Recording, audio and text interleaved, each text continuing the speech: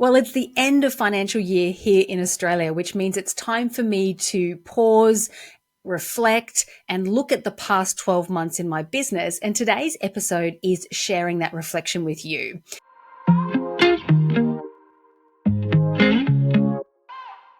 So the first thing I want to share is that financially, this end of financial year was definitely not the biggest for me. In fact, my revenue was down 25% on last year. And when I'm talking about revenue, I'm talking about sales. So obviously the top line in the profit and loss. And I'll be honest, I knew that this figure or something like this was coming. And I hadn't been loving or looking forward to seeing the end of financial year figure because my brain in its high achieving way was trying to tell me that if you don't grow year on year, that means that, you haven't succeeded. And I hate to say the word, but I've failed. However, when I looked at the numbers, and at the end of the day, I'm a numbers girl. So before I let my brain run away too much, I dove into the numbers. And what I'm really happy to share with you and what I'm really happy with myself is that although revenue was down 25%, I paid myself more in a wage than I did the year before, which without a shadow of a doubt is more important to me. Revenue is great, growing is great, but actually what's more important and most important is the amount of money that I'm putting in my pocket at the end of the day. And I was actually reviewing my notes from last year's end of financial year reflection episode in preparation for this one and just reflecting on what was I saying, what was I thinking then.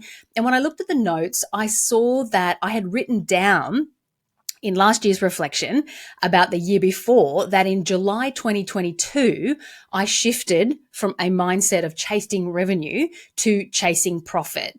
And the reason that I wanted to chase profit was to be able to increase my wage, which of course is to fund my life, the life of my family, the good life that we like to live, but also, and to be honest, mostly it's to be able to invest, and in particular buy property investments, because the bank needs to see a good solid wage to lend to us to continue to grow our property portfolio.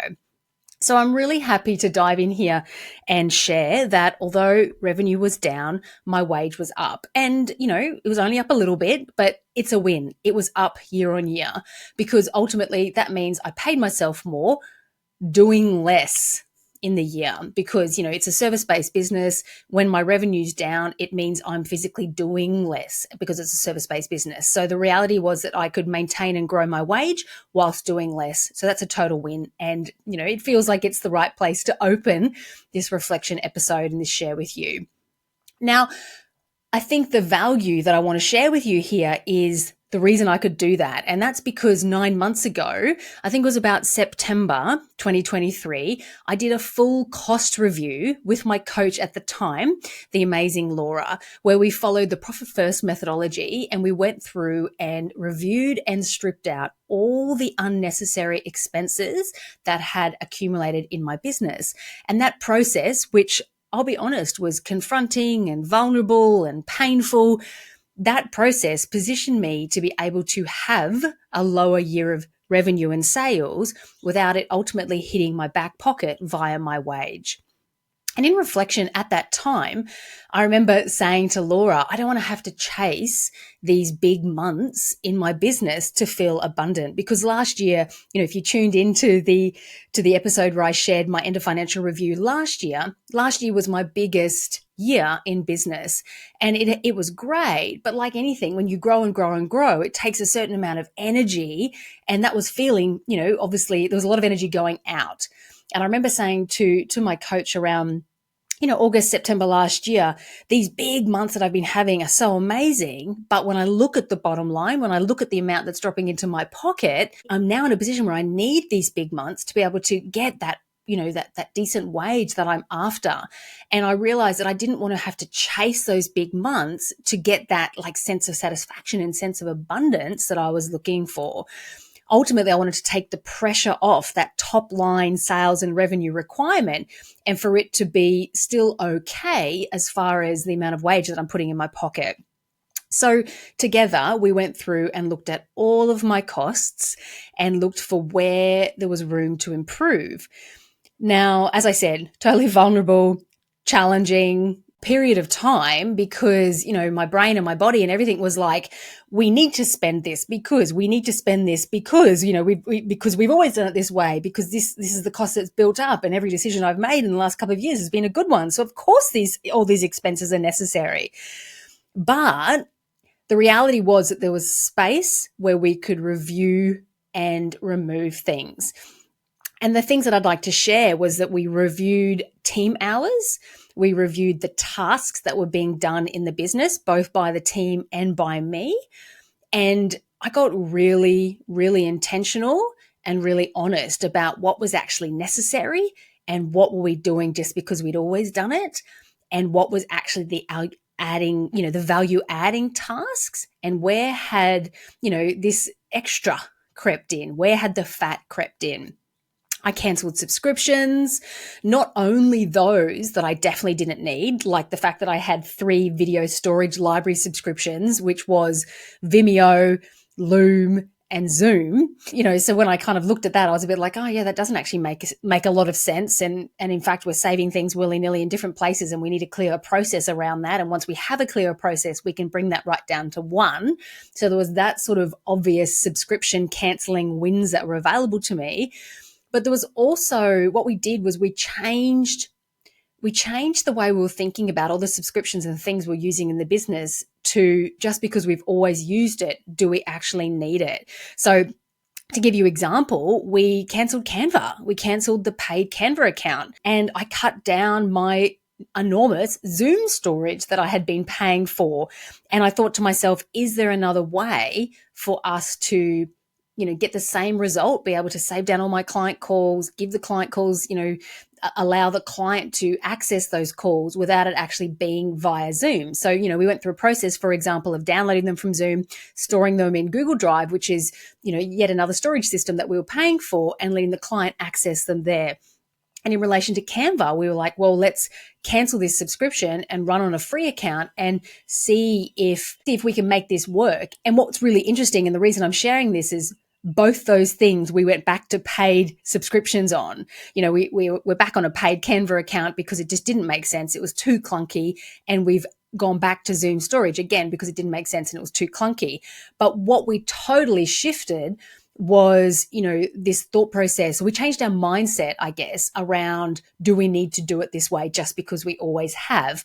And actually, is there a different way to do it? And we played with that different way. And sometimes it was a cost-effective and easy way. And sometimes it actually justified the spend. And I know you might be thinking, gosh, Canva's only like $17 a month or something tiny, and it totally is. But all these subscriptions added up. And I think what I literally managed to do, I haven't looked at the numbers specifically, but from memory, I managed to halve my subscription costs. So, by literally getting really intentional and looking at every single one and going through a process of saying, do we need this? Do we need this? Do we need this? I was able to cut them in half over a period of like 3 or 4 months. And I took my team on that journey with me. I obviously didn't just cancel Canva and then say to my virtual assistant, good luck with that. I obviously had a conversation with her about it. Like, is this necessary? How often are you using the pro features? Is this something you think we can try? What additional time or process would this add for you, et cetera, and took my team on that journey with me. And I have to say that when I managed to really do that massive subscription audit and cut and cull, it just felt so freeing. And now it's something that I actually have a task assigned to review it every single month. And I just look at the figures and I check. I don't do a full review every month, but I just am conscious of, because now I have all the subscriptions listed in one place, where they add up to the number. And I'm just looking at it every month going, do I still need this? Do I still need this? So that was a really big shift that happened in the business, both from a cost perspective, but also from a mindset perspective, and the way, we just stopped doing things the way we had always done it just because we had always done it. And I think that this is a big lesson that you can all potentially consider in your own business, is particularly when we've been in business for a while, your processes can become, this is the way we do things here, as opposed to this is the way we should be doing things here, or this is the most effective way that we can do things here. So that was a really nice reset that I went through in about quarter 4 of last year. Now, I don't know if that process gave me the financial space I was looking for to be able to take like the pressure off chasing, growing revenue and sales, or, we've obviously had a little bit of a change in the market, so whether that was always going to happen, or if it was, the stuff that came up with my family in the first half of 2024. But the result is that sales were down 25%, and it's okay. It's okay. And the process that I went through in Q3, Q4 of 2023, really looking at costs, looking at where I was spending my money, making sure that I really felt good about the return on those spends, both subscriptions, team costs, all the things that were going out the door. The reality and the result, I guess, was that my wage was able to stay stable and in fact grow a little bit. Okay, so what else can I share with you about what's happened in the last 12 months? I've had a little bit of a change on the team front. So for somebody who had the same virtual assistant in her business for 2.5 years, between the period of about February 23 and March 24, that 12-month period, I actually had 3 people sitting in that virtual assistant spot. And while on one hand, that sort of changeover is never ideal, it was also, on the other hand, a really great opportunity to actually do a bit of a reset, a refresh, and to review what we're doing, why we're doing it, how long it was taking people to do it, et cetera, et cetera. So through 3 people being in that seat, and they were all beautiful, people. It wasn't like I made bad hiring decisions or anything like that. It's just life changed for a couple of them. So processes got reviewed, tasks got reviewed. Again, are these tasks necessary? How long are they taking? Do we need to be spending that long on social media, et cetera, et cetera? Hours were able to be reduced because, of course, through that period of time as well, AI feels like it really kicked off in the last 12 months. So we're able to get a lot more efficient and reduce the amount of time we're spending on things.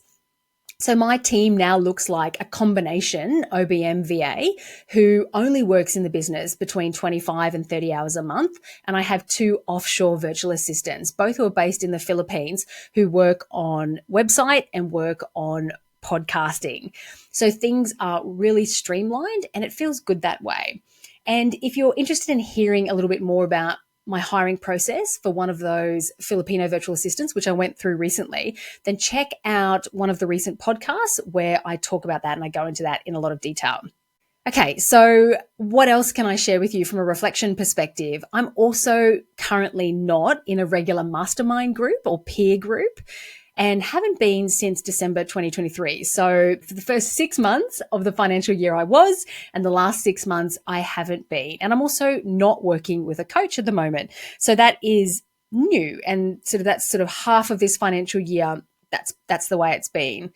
So I've filled that gap personally through peer masterminding.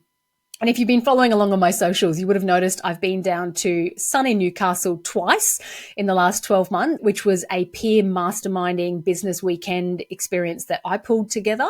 Plus, I went to a peer mastermind on the Sunshine Coast in May, which had about 30 people in it from different types of businesses and backgrounds, which was amazing. And I actually set myself a goal at the beginning of 2024 to attend one masterminding or peer networking group every month, so 1 a month. And I'm falling a little bit behind and I'm sitting at about 4 for the year. So I probably need to pick up my game and I am looking for a new masterminding home. So if anybody's got any suggestions, I'd love to hear them. Work-life balance is something that I always like to reflect on as part of, this process. And my work-life balance, boundaries, continue to be a work in progress. It's definitely something that's really important to me, but it's not something that I'm perfect at. I continue to work on it. My 8-year-old has had some school stuff happening in term 2 of 2024, which has meant that I have wanted to be at pickup every day, which has meant that I've had to bring in a little bit more, almost like flexibility into my working day and my working schedule, like not having the long days. So in some way, that flexibility of sort of, being at pickup and having, a finish at 2:30 and then going to pick up and then coming back on later on in the afternoon or in the evenings or at a different sort of time, in some ways it's been good to have that flexibility, but in some ways it hasn't been great for me personally because I do thrive in structure and I do thrive in routine. So for the last 3 months, what I did was I shifted it, and I shifted from working 4 days a week. So normally I work Monday to Thursday and I spend Fridays with my 4-year-old Beau. But I've actually shifted to getting a babysitter to come in for a couple of hours on a Friday morning, just to add 4 hours of extra sort of space into my week, which has really interestingly been quickly filled with a lot of non-work stuff. So, relating to the properties, relating to family and life and all the things. And I don't think that's going to continue, but that's something that I'm sitting with at the moment as I look at, business plans for the next 6 months and into the first 6 months of 2025. I'll make a decision about whether, I continue working Fridays or if I take that back. So yeah, I guess I wanted to share, really honestly, that work-life balance is definitely something that hasn't been as good in the last 12 months as it was probably in the prior 12 months. And I'm giving myself some grace and exploration around what do I want that to look like at the moment. What else have we done in the last 12 months? We've paused the podcast. We have revitalized the podcast, and we're also now over on YouTube. So that decision and process has been part of really conscious, careful reviewing of what it is that we're doing in the business and how do we do more with what we're already doing. And so, the answer is, how can we repurpose more this effort and time and content that's being put into the podcast? I'm also getting really, really intentional around topics and doing research around topics, and obviously gathering research from you, my beautiful community. So as always, I want to hear what you want to hear about. I want to know who you'd like me to interview, because we brought this new level of intentionality to the podcast, both from an audio and a YouTube perspective.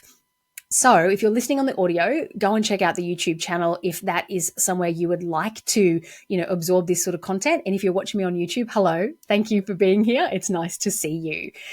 And on that note, please subscribe wherever you're listening, whether it's here on YouTube, whether it's on Spotify, whether you're an Apple podcast listener.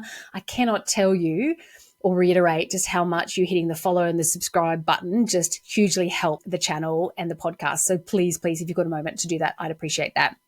So I think that's really, the majority of the reflecting from a business perspective. It's definitely hasn't felt like a hustly, pushy kind of year. It's felt like a slower, more intentional, more sort of regrouping type of year. I haven't been jamming things in. I've been doing things more slowly. I've been sort of tuning inward a little bit more, trying to work out what is it that I want to do, how do I want to do it, and really just taking some time to process and be more intentional and reflect. So that's what the last 12 months has looked like for me on the business front. I always like to share a little bit about the family side of things. On the family front, we are all good. The last 12 months have been good. They've been eventful. We bought a caravan to increase the family adventures, because we're all about just adventuring at the moment as a family. I've got 2 very active little boys who are now 4 and 8, which basically means that they need space to run a lot away around. So we got a caravan in about September last year. Maybe it was a little bit earlier than that. We went on our first caravanning trip in September last year. And then, of course, we went on our big caravanning trip in December, which was the one that ended up in the emergency room with my husband with a broken leg and me driving the caravan home, which, look, huge opportunity to reflect on that process, because I got myself into quite a pickle thinking about having to drive the caravan home from the caravan park. And it's yet another example that was presented to me that it was just something that was outside of my comfort zone, that, I had all the feelings and thoughts about not wanting to do, and actually it was totally fine. We've been to Hobart as a family. Hubby went over to South Africa to visit his family. So it has been pretty eventful on the family front in the last 12 months. It's been good from that perspective.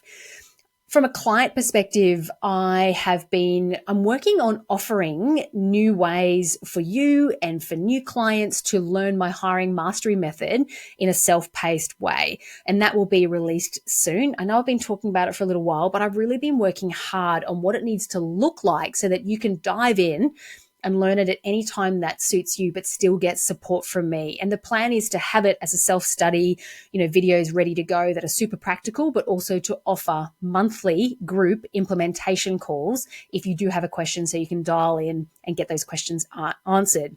And that'll be coming out in the second half of 2024.